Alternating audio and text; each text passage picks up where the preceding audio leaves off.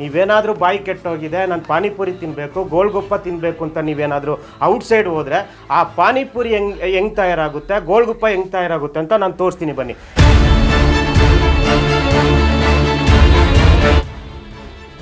ಈ ಥರ ನೆಲದಲ್ಲಿ ಹಾಕ್ಕೊಂಡು ಇದನ್ನ ನೀವು ಗೋಲ್ಗುಪ್ಪ ಮಾಡ್ತೀನಿ, ನಾನು ಪಾನಿಪುರಿ ಮಾಡ್ತೀನಿ ಅಂತೇಳಿ ಸಪ್ಲೈ ಮಾಡ್ತೀರಲ್ಲ, ಗೊತ್ತಿಲ್ಲದವ್ರನ್ನ ಇದೇ ತಿಂತಾರೆ ನೋಡಿ. ಇರುವೆ ನೋಡಿ,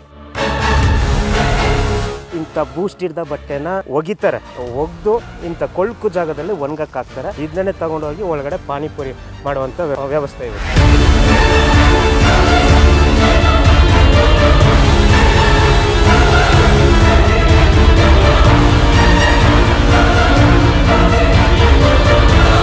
ಯಪ್ಪ ಯಪ್ಪ, ಇದು ನೀವು ಬಾಯಿ ಚಪ್ಪರಿಸಿ ತಿನ್ನುವ ಪಾನಿಪುರಿ ತಯಾರಾಗುವ ಜಾಗ. ಈ ಜಾಗವನ್ನೊಮ್ಮೆ ನೋಡಿ.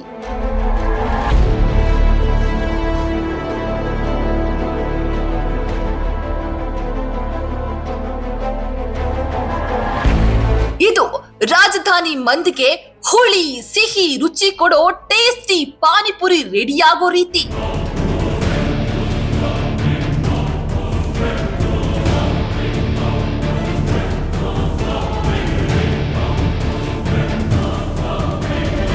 ಬೆಂಗಳೂರಿನ ಹೆಚ್ಚಿನ ಅಂಗಡಿಗಳಿಗೆ ಸಪ್ಲೈ ಆಗುವ ಪಾನಿಪುರಿ ತಯಾರಾಗೋದೆ ಇಂಥ ಕೊಳಕು ಫ್ಯಾಕ್ಟರಿಗಳಲ್ಲಿ.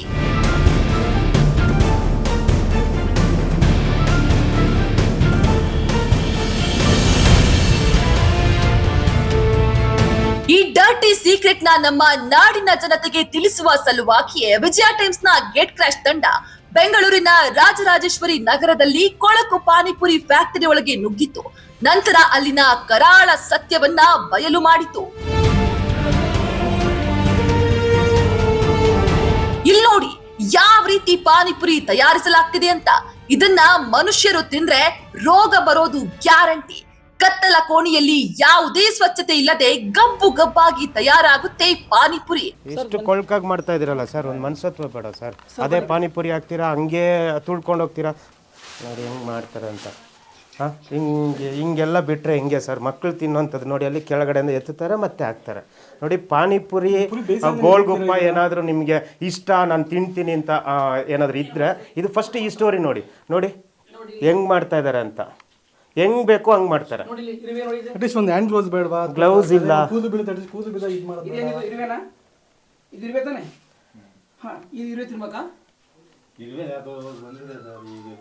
ಸರ್ ಅದಂಗೆ ಸರ್ ಬರುತ್ತೆ, ಇಲ್ಲೇ ತುಳ್ಕೊಂಡು ಹೋಗ್ತೀರಾ, ಇಲ್ಲೇ ಇದು ಮಾಡ್ತೀರಾ ನೋಡಿ.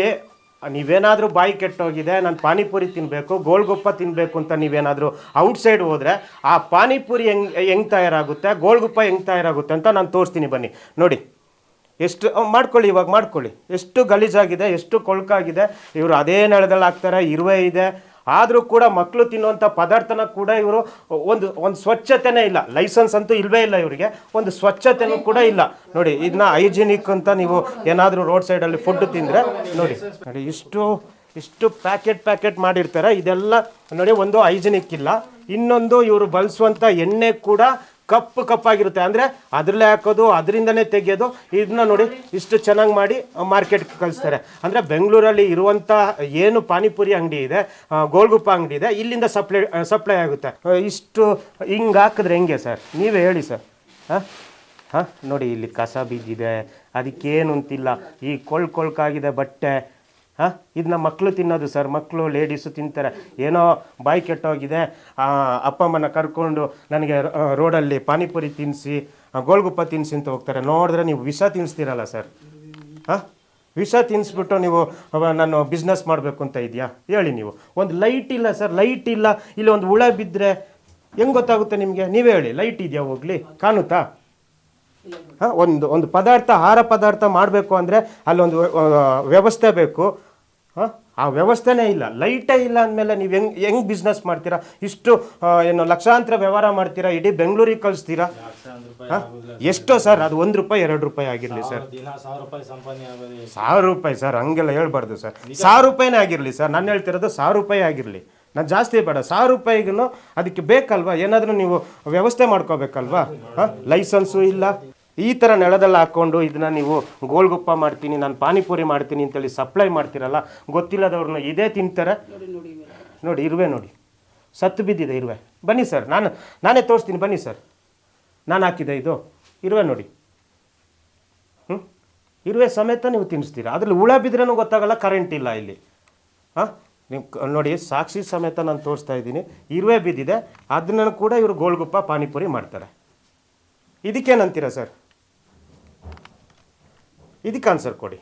ಲೈಸೆನ್ಸ್ ಇಲ್ಲ, ಓಕೆ, ಕರೆಂಟ್ ಇಲ್ಲ, ನಾನು 1000 ರೂಪಾಯಿ ದುಡಿಯೋದು, ಓಕೆ, ನಿಮ್ಮ ಹೊಟ್ಟೆಪಾಡು ಇದು ಮಾಡೋಕ್ಕೆ ನಾನು ಬಂದಿಲ್ಲ. ಬಟ್ ನಿಮ್ಮ ಹೊಟ್ಟೆಪಾಡಿಗೆ ಇನ್ನೊಬ್ಬರ ಹೊಟ್ಟೆಗೆ ವಿಷ ಹಾಕ್ಬಾರ್ದಲ್ವಾ? ಹಾಂ, ಅದೇನೋ ದೊಡ್ಡವ್ರು ತಿಂತಾರೆ, ಏನೋ ಅರ್ಗಿಸ್ಕೊಳ್ತಾರೆ ಅಂದರೆ ಪರವಾಗಿಲ್ಲ. ಇದು ಚಿಕ್ಕ ಚಿಕ್ಕ ಪುಟಾಣಿಗಳು ತಿಂತಾರೆ ಸರ್. ಇದನ್ನೇ ನೀವು ಎಣ್ಣೆಗೆ ಹಾಕ್ತಿರಲ್ಲ ಸರ್. ಇದು ಒಂದೇ ಫ್ಯಾಕ್ಟರಿ ಕಥೆಯಲ್ಲ. ಇಲ್ಲಿರುವ ಎಲ್ಲಾ ಫ್ಯಾಕ್ಟರಿಗಳು ಸೇಮ್ ಟು ಸೇಮ್ ಇದೇ ರೀತಿ ಕೊಳಕಾಗಿ ಪಾನಿಪುರಿ ಮಾಡ್ತಾರೆ.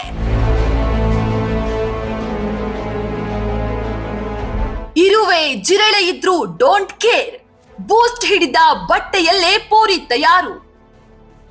ಏನು ಪೂರಿ ತಯಾರಾಗುತ್ತೆ ಈ ಥರ ಮಾಡಿಟ್ಟಿರ್ತಾರೆ. ಇದಕ್ಕೆ ಧೂಳು ಬರುತ್ತೆ, ಹುಳ ಬರುತ್ತೆ, ಇರುವೆ ಬರುತ್ತೆ. ಆದರೂ ಕೂಡ ಇಲ್ಲೇ ಕೂತ್ಕೊಂಡು ಅದಕ್ಕೂ ಒಂದು ಗ್ಲೌಸ್ ಇಲ್ಲ, ಏನೂ ಇಲ್ಲ, ಇದರಲ್ಲೇ ಪೂರಿ ಮಾಡೋವಂಥದ್ದು. ಇನ್ನೊಂದು ನೋಡಿ, ಇದು ಬೂಸ್ಟ್ ಹಿಡ್ದಿದೆ. ಅದೇ ಬಟ್ಟೆಯಲ್ಲಿ ಇವರು ಪೂರಿನ ತಯಾರು ಮಾಡಿ ಇಟ್ಟಿರ್ತಾರೆ. ಇದು ಎಣ್ಣೆಗೆ ಹಾಕ್ಬೇಕಷ್ಟೇ. ಆ ಎಣ್ಣೆಗೆ ಹಾಕೋದು ನೋಡಿದ್ರಂತೂ ಮನುಷ್ಯ ತಿನ್ನಲ್ಲ. ನೋಡಿ, ಈ ಕಲರ್ಗಳಿರುತ್ತೆ ಬಟ್ಟೆಗಳು. ಇದು ಒಂದು ಸಲ ಯೂಸ್ ಮಾಡಬೇಕು, ಮತ್ತೆ ಒಗಿಬೇಕು, ಮತ್ತೆ ಹಾಕಬೇಕು. ಬಟ್ ಇದು ಯಾರು ನೋಡಲ್ಲ ಅಲ್ವಾ? ಹೆಂಗೆ ಬೇಕಾದ್ರೆ ಜನ ತಿಂತಾರೆ. ವಿಷ ಆದರೂ ಕೊಡಿ ಅಥವಾ ಇನ್ನೇನಾದರೂ ಕೊಡಿ, ಜನ ತಿಂತಾರೆ. ಚಿಕ್ಕ ಮಕ್ಕಳು ಕೂಡ ತಿಂತಾರೆ. ಆ ಯೋಚನೆ ಕೂಡ ಇವ್ರಿಗೆ ಬರಲ್ಲ. ಇವ್ರಿಗೇನು ಬೇಕು, ವ್ಯವಹಾರ ಮಾಡಬೇಕು ಅಷ್ಟೇ. ಯಾವ ರೀತಿ ಸ್ವಚ್ಛತೆ ಮೇಂಟೈನ್ ಮಾಡಿದ್ದಾರೆ ಅಂತ ನೀವೇ ನೋಡಿ. ಹೆಂಗಂದ್ರೆ ಹಂಗಿರುತ್ತೆ. ಈ ಗೋಡನಿಗೆ ಒಂದು ಲೈಟ್ ಇಲ್ಲ, ಕರೆಂಟ್ ವ್ಯವಸ್ಥೆ ಇಲ್ಲ. ಇದು ಏನು ಬಾತ್ರೂಮೋ ಅಥವಾ ಗೋಡನೋ ಏನೂ ಗೊತ್ತಾಗ್ತಾ ಇಲ್ಲ. ನೋಡಿ, ಹುಳ ಬಂದ್ರೇನೂ ಗೊತ್ತಾಗಲ್ಲ.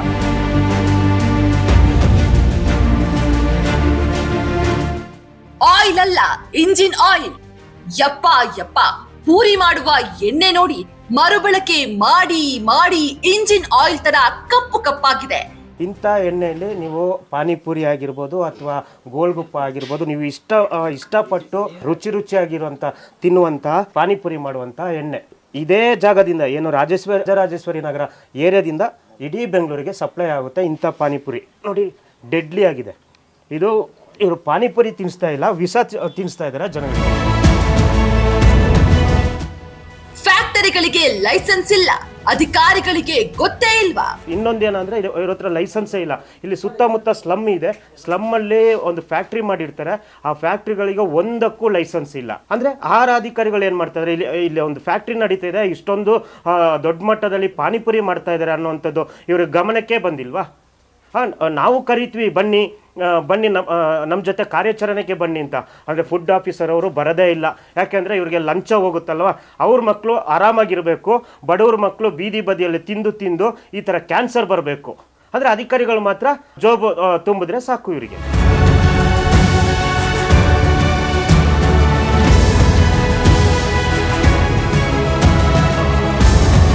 ಈ ಕೊಳಕು ಆಹಾರ ಫ್ಯಾಕ್ಟರಿಗಳನ್ನ ನೋಡಿದಾಗ ನಮ್ಮಲ್ಲಿರುವ ಆಹಾರ ಸುರಕ್ಷತೆ ಮತ್ತು ಗುಣಮಟ್ಟ ಪ್ರಾಧಿಕಾರ ಎನ್ನುವ ಇಲಾಖೆ ಇದೆಯಾ ಅಥವಾ ಸತ್ತೇ ಹೋಗಿದ್ಯಾ ಎನ್ನುವ ಅನುಮಾನ ಮೂಡುತ್ತೆ. ಕೊಳಕು ಆಹಾರ ಪದಾರ್ಥ, ಕೆಮಿಕಲ್ ಮಿಶ್ರಿತ, ಕಲಬೆರಕೆ ಆಹಾರ ಪದಾರ್ಥ ಮಾಡಲು ಅಧಿಕಾರಿಗಳ ನಿರ್ಲಕ್ಷ್ಯ ಮತ್ತು ಲಂಚಬಾಕತನವೇ ಕಾರಣ. ಆರೋಗ್ಯ ಸಚಿವ ದಿನೇಶ್ ಗುಂಡೂರಾವ್ ಅವರೇ, ನಿಮ್ಮ ಇಲಾಖೆಯಲ್ಲಿ ಭ್ರಷ್ಟಾಚಾರ ಮುಗಿಲು ಮುಟ್ಟಿದೆ. ನಿಮ್ಮ ಇಲಾಖೆಯ ಅಧಿಕಾರಿಗಳು ಜನರ ಆರೋಗ್ಯದ ಜೊತೆ ಚೆಲ್ಲಾಟ ಆಡ್ತಿದ್ದಾರೆ. ಇನ್ನಾದ್ರೂ ಕೂಡ ಎಚ್ಚೆತ್ತುಕೊಂಡು ನಿಮ್ಮ ಇಲಾಖೆಯ ಅಧಿಕಾರಿಗಳ ಕಾರ್ಯವೈಖರಿಯನ್ನ ನೋಡಿ ಕಠಿಣ ಕ್ರಮ ಕೈಗೊಂಡು ಜನರ ಆರೋಗ್ಯವನ್ನ ಕಾಪಾಡಿ ಎನ್ನುವುದೇ ವಿಜಯ ಟೈಮ್ಸ್ ನ ಆಗ್ರಹ.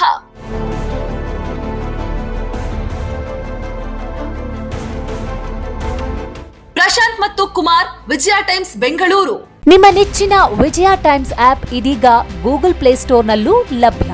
ಗೂಗಲ್ ಪ್ಲೇಸ್ಟೋರಿಗೆ ಹೋಗಿ ವಿಜಯ ಟೈಮ್ಸ್ ಆಪ್ ಅಂತ ಟೈಪ್ ಮಾಡಿ ಫ್ರೀಯಾಗಿ ಡೌನ್ಲೋಡ್ ಮಾಡಿಕೊಳ್ಳಿ. ನಿಮ್ಮ ನೆಚ್ಚಿನ ಎಲ್ಲಾ ಸುದ್ದಿಯನ್ನ ತಪ್ಪದೆ ವೀಕ್ಷಿಸಿ. ವಿಜಯ ಟೈಮ್ಸ್ ವೆಬ್ಸೈಟ್ಗೆ ಲಾಗಿನ್ ಆಗಲು www.vijayatimes.com ಅಂತ ಟೈಪ್ ಮಾಡಿ.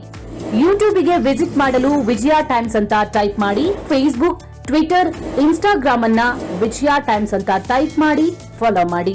ವಿಜಯ ಟೈಮ್ಸ್ ಅನ್ನ ಸಬ್ಸ್ಕ್ರೈಬ್ ಮಾಡಿ, ಲೈಕ್ ಮಾಡಿ, ಶೇರ್ ಮಾಡಿ, ಬೆಲ್ ಬಟನ್ ಅನ್ನ ಒತ್ತಿ.